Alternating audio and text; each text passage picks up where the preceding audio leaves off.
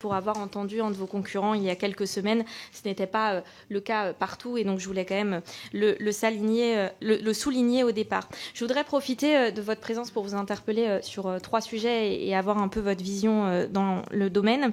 Je disais à l'instant que plusieurs de vos concurrents sont dans des réelles difficultés et au niveau des sous-traitants, un certain nombre sont communs à vous. Est-ce que les difficultés rencontrées chez vos concurrents ont un impact sur vos activités et de quelle manière ? Deuxième sujet, vous avez parlé de la nécessité d'agir en européen et de soutenir la demande. Quels leviers concrets identifiez-vous ?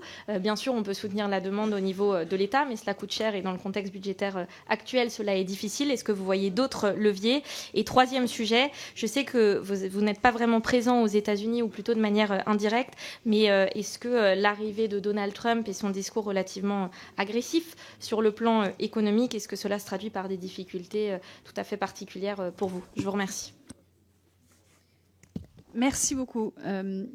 Monsieur le directeur général. Je pense que, évidemment, quand le marché est aussi bas, il faut quand même savoir qu'on est à 13 millions de voitures alors qu'on tournait à 15-16 millions de voitures en Europe. Ça, c'est 25% de moins. On a perdu 20 millions de voitures en Europe dans les derniers 4-5 ans. Donc, tout le monde souffre. Et s'il y a un concurrent en particulier a encore plus de difficultés, il y a déjà 2 gros constructeurs européens qui ont fait des profit warnings l'année dernière. C'est évident que ça, c'est un sport d'équipe. Donc, on est tous impliqués. Sur le soutien de la demande, je pense que c'est très... Bon, je devrais parler un quart d'heure. Je pense que, par exemple, toutes les initiatives qui ont été prises dans le projet de loi fiscale, elles vont dans la direction que nous, on souhaite. On se rend très bien compte du fait qu'il y a des contraintes budgétaires assez importantes. Donc, il faut essayer de bien cibler où on met les ressources. Par exemple, le verdissement de flotte, je pense que ça va donner un impact sur l'électrique. Troisième chose sur ces tendances protectionnistes, on a tous beaucoup fait l'université d'économie et ils te disent que quand il y a du protectionnisme, il y a du manque de productivité et de l'inflation.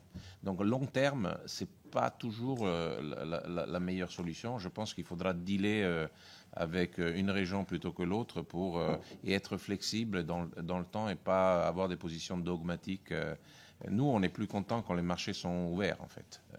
Mais bon, ça, 1 minute, c'est difficile pour en faire tout un traité de géopolitique. Vous avez encore un petit peu de temps, puisque Mme Morel a été relativement brève. Non, mais je pense que notamment envers la Chine, juste aussi pour répondre à une des questions, je pense que les Chinois, ils ont tellement un contrôle de la chaîne de la valeur de l'électrique que dans le court terme, si on veut amener des produits compétitifs en coût, en Europe ou des composants, etc., dans le court terme, il faudra d'une certaine façon faire un échange, de donner du marché en échange de la compétitivité.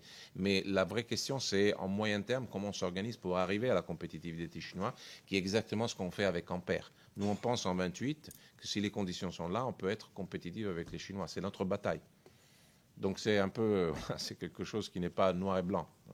Et il faudra s'habituer à ce type de gestion de l'économie mondiale, parce qu'on voit des phénomènes aux États-Unis avec le président Trump où il y a beaucoup de commerce dans le discours.